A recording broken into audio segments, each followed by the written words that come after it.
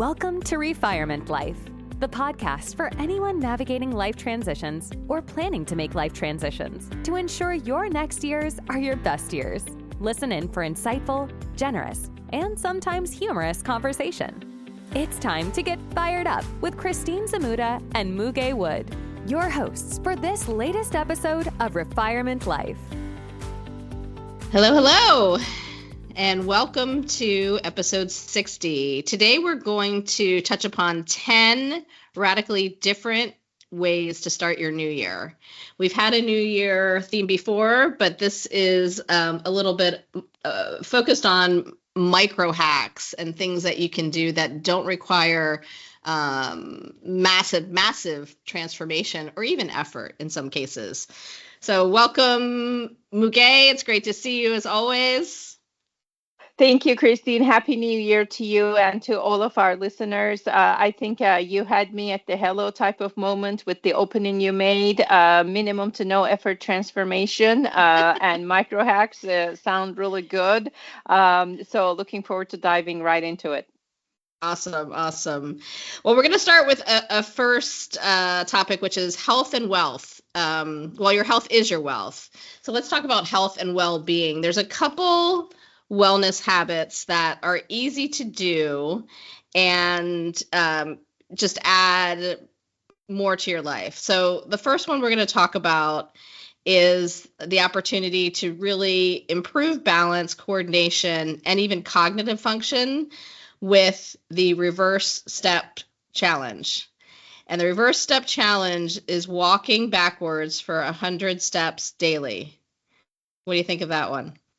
Wow, it's pretty good because first of all, I never walk reverse in that way, but I'm thinking not only cognitive balance, but it can also challenge our math abilities. And I can see us doing a number of ways. You can start from 200, start counting down by fours. I am thinking it would really challenge not only your physical capability, but especially the cognitive one. So it is definitely worth a try. Now, what I love about this is you can do this anywhere. I mean, you need a little bit of space, but you can do this from anywhere. No gym membership is required. So right in line with minimum effort. I think space and a rear view mirror would be helpful. Tack something onto your hat so you can actually see where you're going. That would be my biggest worry. Yeah, that's right. Maybe you need a buddy for guidance that can serve as your rear view mirror. Yeah. And I think you may have done this without knowing it. If I think about the last time that I actually did reverse steps, and it was two-stepping in Texas. Right? Okay. Yep, that's right. That would count. That would count, even though it's not continuous, but that would count. Right. I remember doing that and realizing like you definitely use different muscles in your body. I remember being sore in different places than I would expect. Well, I think it's a great way to be in the present because you can't do this while you are someplace else, your mind, your body. So it's a great way to bring you to present. But yes, exercise in a safe place. Yeah. All right. The next one is the no hand sitting and standing challenge. So this one tests lower body strength, balance, and mobility. So, what you're doing is basically sitting crisscross or close to crisscross on the floor, and you get up without using your hands. So you're using your core to stand yourself up. Have you ever tried that? I tried that with mixed success. Sometimes it's possible, other times not so much. So I tried that. And I've also seen actually quite a few articles on this, how this can be an indicator of your longevity, of your health. I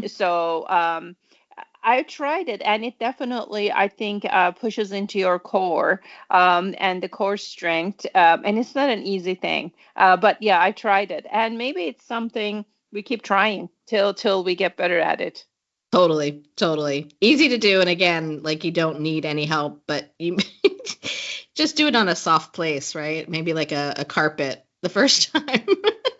So when I first saw it in the outline, no hand sitting and standing challenge, I'm like, can I do it while sitting in my chair, or does it have to be crisscrossing on the floor? I'm like, degree of difficulty has just increased. That's funny. Cold shower challenge. So, there's a lot of hype about ice baths and what they can do. And what I'm hearing is that the research is still out on actually what the physicality and the improvements there are.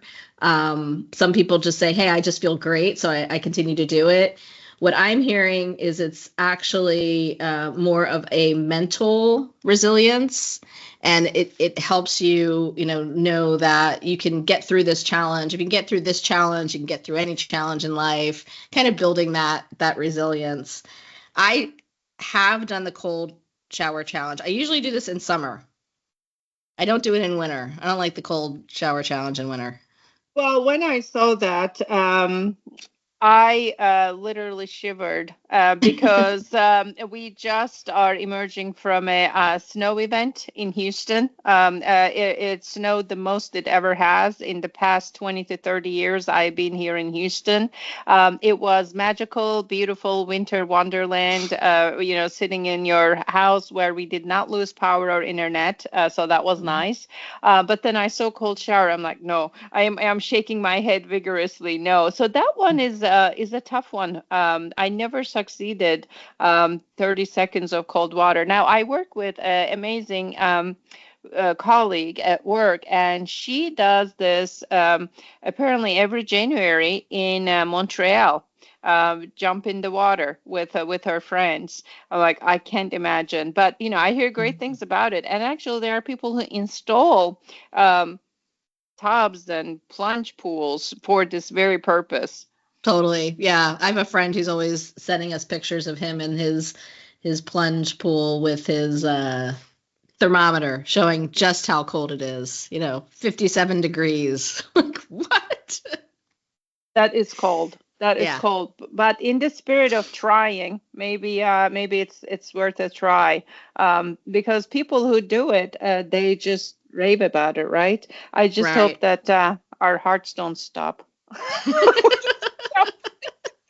I think stick to the cold shower challenge. I mean, if you could do that for 10 seconds, like, hey, all right. That's a benefit. Okay, maybe that's what it is. It's the incremental working yourself up to it. I'm going to start with 1 second. and then incrementally add to it, and I'll get to 30 by month end. That's a good goal. I love it. I can't wait to see you in your 1 second challenge. Minimum to no effort. Strive for the stars. Go big. Go big. The next one is the one-legged toothbrushing challenge. And since putting this outline together, I have been doing this. So I'll, actually brush my teeth with my right hand standing on my left leg, and then vice versa, like change midway through. It's interesting. I mean, you definitely need to work at it. One side is definitely has a little less strength and balance than the other. And my husband Paul has like seen me do this. He's like, "What the heck are you doing now?" While brushing my teeth. So how does it feel? It feels actually, well, I used to do Bikram yoga, so some of it is very familiar, where you have to really pull in on your quad muscle to get that stability. But one side is definitely not as balanced, and you have to make sure that you're flat-footed, and you don't have a bath mat under. Like anything could have you toppling for sure. Right, right. So do you use electric toothbrush? No. Okay, so I am wondering what it does to your toothbrushing time. Does it cut it, or do you? No, it extends it. It extends it. It extends it. Okay, all right. Yes, because I'm really thinking about like the one side. Then I'm, me, I want to be balanced, so I would do more on the other side just to catch up. Yeah. I think it's been good. I think overall it's been good. The last one under health is this mini plank challenge, and The advice here is to hold a plank position for just 10 to 15 seconds, multiple times a day. Obviously, this is a full body workout. Planking is one of the best exercises we can do for ourselves. And the suggestion here is to combine it with routine activities. So if you're waiting for your coffee, maybe waiting for your shower to warm up, those would be... No, I can't wait for the shower to warm up. I'm doing cold challenge. 1 second. 1 second cold challenge. Yeah. Well, you can start your daily mini plank challenge in 1 second too and see how that goes. Yeah, that's right. That's right. No, I love it. Yeah, as you know, I'm a big fan of Apple Fitness. The little on-demand classes that you can do, and they've got this 5-minute core challenge. So you can do one exercise or a couple exercises for 5 minutes and do it once a day for 30 days, and you will notice the improvement in your core, which I am yet to do, but I like the appeal of short duration. Now the key is the consistency. Yeah, that's pretty awesome. Yeah, 5 minutes adds up. I mean, think about it. Like 5 minutes once a day, that's 35 minutes of exercise that you wouldn't have been doing otherwise. Right. And then if you can hold a pose for a certain amount of time like that, yeah, it will make a difference. It will make a difference. Yeah. Okay, so those were some of the health and well-being benefits, things to try. Hopefully that gives our listeners something to think about. The next area is relationships and community. This is something also that I have started, and this is how it works. So it's essentially a way to connect. So in this outline, they call it a connection project. And the goal is to invite people, and this could be just one time. I actually put this on my calendar for every 6 weeks, where we invite a bunch of couples to dinner.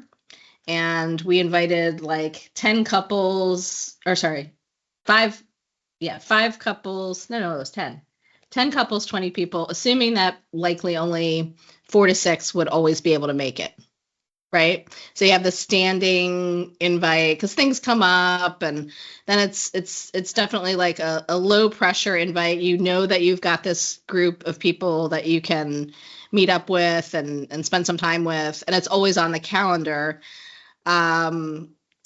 And then, what we're going to do is basically rotate the organization. So the next person will pick a place, and the place could be at your home. The idea is pick a restaurant that's like not super expensive, like really casual. The whole goal is just to get together, calling it basically like the low stress dinner club.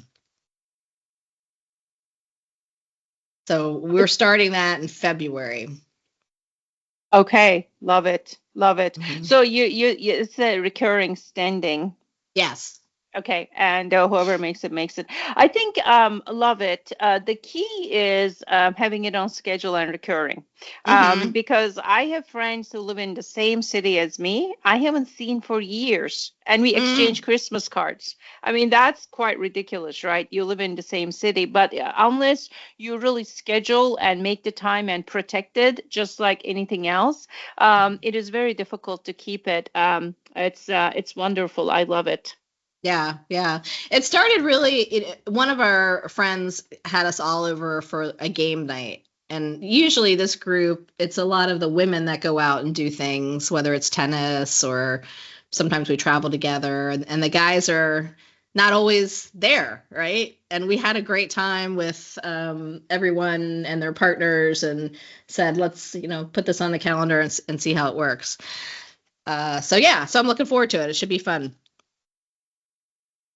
The other thing to do is, again, this is like another regular recurring series, but this is the theme of good people know good people, and having a core set of people who might meet up for lunch, and then they can bring someone into the group that, hey, this would be a great person to meet and mix, and, keeping that open invitation.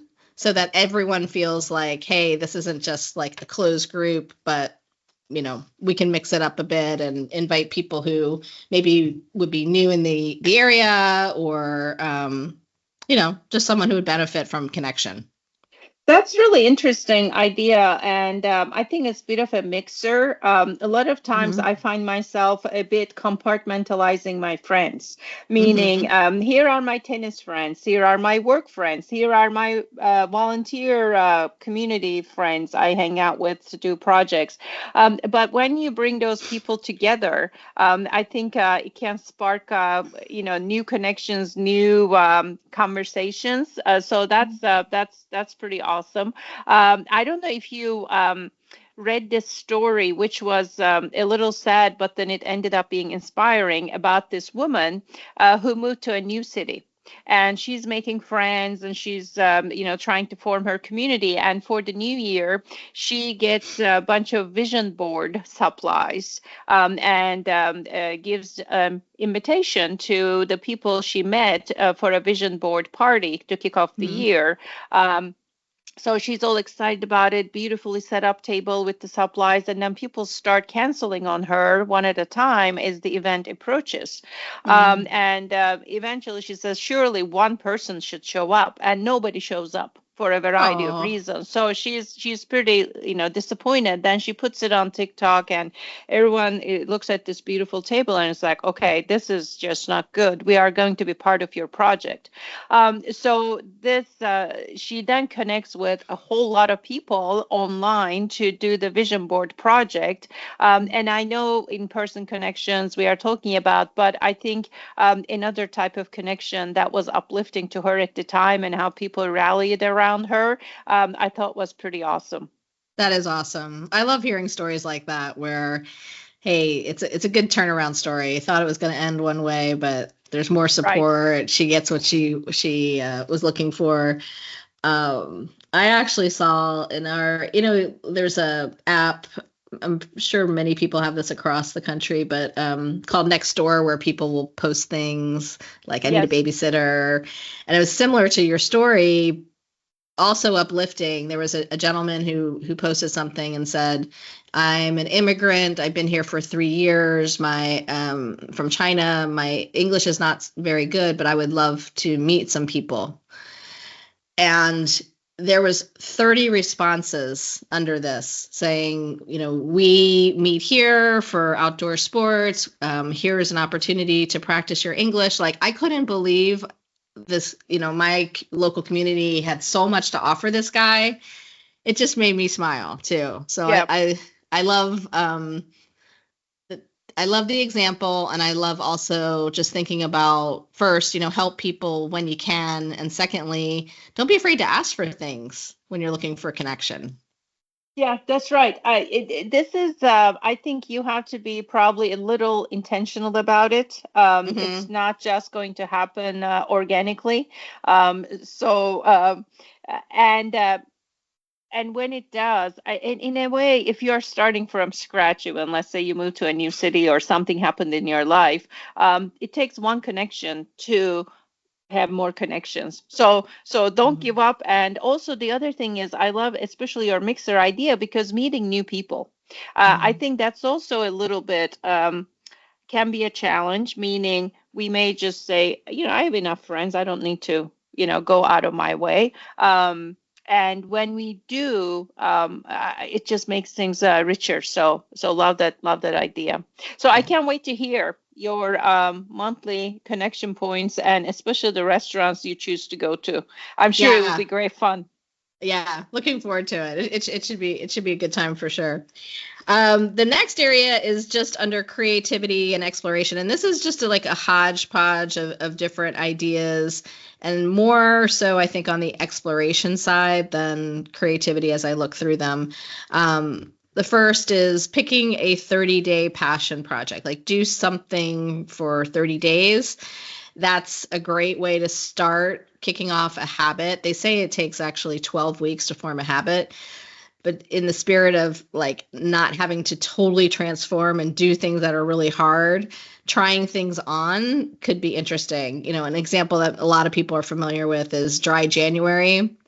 and pick a month. Like I can't do dry January because my birthday's there. I usually have like another travel. A dry travel that birthday. yeah, that Yeah, would be that fun. doesn't sound great. Where is Yeah. the champagne in all of this? Right. Yep. Maybe dry February fits me better. Other ideas were like doing something every day, document 30 days in photos. Yeah, that would be kind of cool. Like, here's a photo of the day. I know, Muge, you love the word of the day and things like that. Write a poem or haiku every day, paint or draw something every day. Those are all kind of, interesting things to try. And then they recommend that you have an accountability buddy that, oh, here's my 30-day project. What do you think? Yeah, awesome. Love it. I think taking small steps and experiencing the joy in that is huge. I was having this conversation with a friend yesterday, and we are talking about what life could look like in retirement. Mm-hmm. Once you decide to leave, or circumstances are such that you left. And we're like, okay, that feels like a precipice of something. Like, what is next, right? And okay, I want to learn how to play keyboard. I want to, do this, that. I'm like, okay, great. How can we start doing some of that now in small steps, just to experience what that would feel like? And maybe you will like it, maybe you won't. But the power of the small steps, I think, is huge. The other thing I'll say is, I think the importance of starting the day with some humor. I know word of the day is a favorite for me. The other thing that has become a favorite that puts a smile on our faces every morning is, for my husband, we got this dad joke calendar. That was like the best present. And every day we look at this page. I mean, it's like a really kind of a dumb joke, but it is so dumb it makes you chuckle. And now it has become a favorite. And our kids are like, "What is the joke of the day today? Tell us, tell us." So I think starting with a bit of a positive mindset with some humor and doing something small is it can be invigorating. Yeah, that's a great example, right? I mean, who wouldn't want to start with a laugh instead of like, drudging yourself to work? Right. That's right. Nice, nice. Here's another one. And this one I personally don't need that much, but I think that maybe some people could. It's either committing to a yes month, where you say yes to opportunities that push you out of your comfort zone, or a no month, where you practice saying no on things that drain your energy.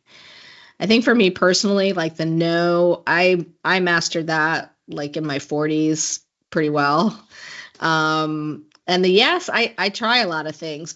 I think the connection between the two as well, meaning what you say no to, how it frees up time and energy for what you want to say yes to, right? They are really connected. And I think I struggled with that in the past. I don't struggle with that as much anymore. It could be a function of age and life experience, but you kind of feel bad. Even if you say no, you feel bad, you feel guilty. So I think to let go of that, having the mindset, okay, I have finite energy, finite time, and what does this allow me to do that is better for my health, for my community, for my family, whatever the case is. So I think it's just amazing, the connection between the two. Totally. Yeah. Yeah. So figure out, can you do a full month of yes, a full month of no? But I still wouldn't want to say yes to anything that I didn't want to do. So Right. yeah. Yeah. I guess put it in its place. Figure out what, maybe putting more parameters around it. Like, I'm going to say yes to things that I haven't tried before that would be good for me. Right. That might be one way to do it. Like how I'm narrowing in the boundaries. You're putting a lot of filters on it. So I think maybe another way to give ourselves permission to think about it this way, which I am still working on, is we may say yes to something, but we should also feel free to say no once it stops serving us. Maybe we tried a new experience. Maybe we met somebody and but it didn't turn out to be a great friendship. Whatever the case may be. But knowing also to get out of it, like yes is not yes in perpetuity. Mm-hmm. Yeah, agree. All right, so listeners, give that a try. See how that works. The last area to talk about is self-discovery and growth. And the first recommendation is to take a life audit. And what is a life audit? There are some tools that you can use, downloadable. One is the Wheel of Life. And the Wheel of Life is, if you think almost of a trivia pursuit piece where you have all the different areas, they're all color coded, and it'll be like life, work, community, health, wisdom, etc. And you will look at the Wheel of Life and then rate your level of fulfillment in those areas. And this can be interesting to do throughout the year because things change. And it also just gives you a snapshot of like, really, where am I? What areas of my life should I be working more on? And maybe what areas in my life am I investing too much of at the peril of other areas to have like a balanced life. Yep. Yeah. So that is asking the hard questions and being honest about it with yourself. So when you say you want something, do you really want it and why? And honoring that. So I think a lot of times when we talk about career plans or life plans, it's just having the distinction as much as you can. Is this something you really want to do, or do you feel you have to do? And having your actions and connecting back to yes, no as well, right? That topic we talked about, having that connect up with that, because what is truly in line with our value system, with our passions, where we want to go, it makes everything so much easier. Totally. The second suggestion under that, which I think could help once you understand which areas of your life you want to invest more in, is this year in reverse exercise. And the prompt is that you visualize the end of the year and work backwards to set goals. So what would make me proud in December around this area of my life? And that just helps you visualize first where you want to be and then likely work on the steps to get there. Similar to a vision board, right? Like thinking about what you want to do, how you want to spend your time. Beginning with end in mind, and plotting the journey while thinking and recognizing subject to change, just flexibility. But I think that intention also matters, because without that intention and direction, I think we can just let the time go by very quickly. And then you're like, wait a minute, what happened? A month passed and what did I even do? So, yeah. Totally. The last thing I want to close on is it can be a little heavy, but I think it's also in a way magically uplifting. I came across this, it's a Buddhist reflection called the 5 Remembrances. And I'm going to read them and then, hopefully we can talk about them. But, just as a way to ground yourself in the everyday, there's 5 sentences. The first is, I am of nature to grow old. I cannot avoid aging.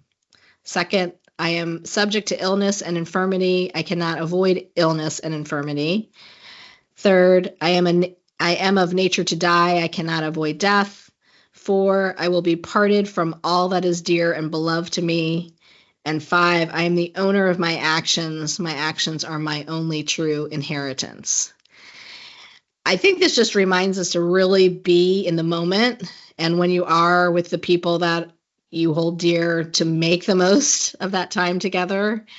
I think it also speaks to the changing nature of life. Every day isn't the same. Your health today might not be your health in the future.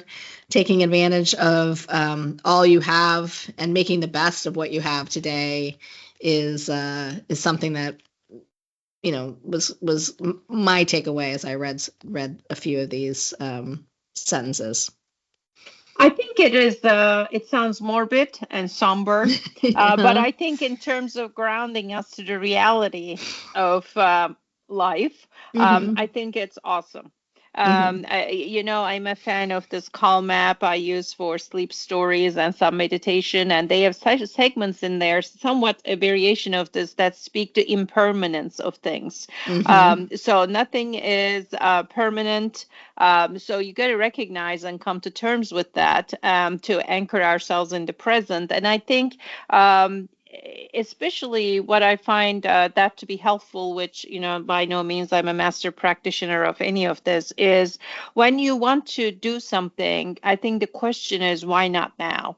What are we waiting for? You can have the bucket list, you can have the deferral, postponement for a better time, better circumstance, which may or may not come, given how everything is so variable in either direction, favorable or unfavorable. Why not now? So I think it's a good grounding activity. I don't think we have to think about our tombstone every day, but just when you think about it that way, what matters, what is significant, what is not, should I really be upset about this situation or the person, and what it means in terms of how I spend my time. I think it's awesome. Yeah, I do too. It hit me. So I thought, if you're thinking about the new year, thinking about all that you want, also think about where you are now. Right. Yeah. So that's all I had. I think hopefully some of these little micro actions could be fun for our listeners to try. I look forward to hearing about your 1 second cold shower challenge. I'll keep you updated on how many times I fall down standing on one leg, brushing my teeth. And hopefully our listeners can even bring forward a few that they might enjoy so that we can bounce off of their ideas. That sounds awesome. I am looking forward to trying a few of those, starting with especially the health and well-being ones. They appear very doable and also fun. Fun is key. As my younger son likes to say, don't make things unfun. They have to be fun. So looking forward to giving that a try. Thank you, Christine. Awesome. Yeah. So with that, we'll sign off until next time. Till next time. Thank you for listening. Our hope is to spark a little joy, inspire, and educate our listeners in ways to live an even more meaningful life. If you have reactions to share from what you've heard, please visit our website, refirement.life, to leave a voice message. You may even be featured in a future episode. To keep in touch, subscribe to our podcast, Refirement Life, using the podcast player of your choice. Always remember, you are never too old to set a new goal or to dream a new dream. Thanks again for joining us on this episode. Until next time.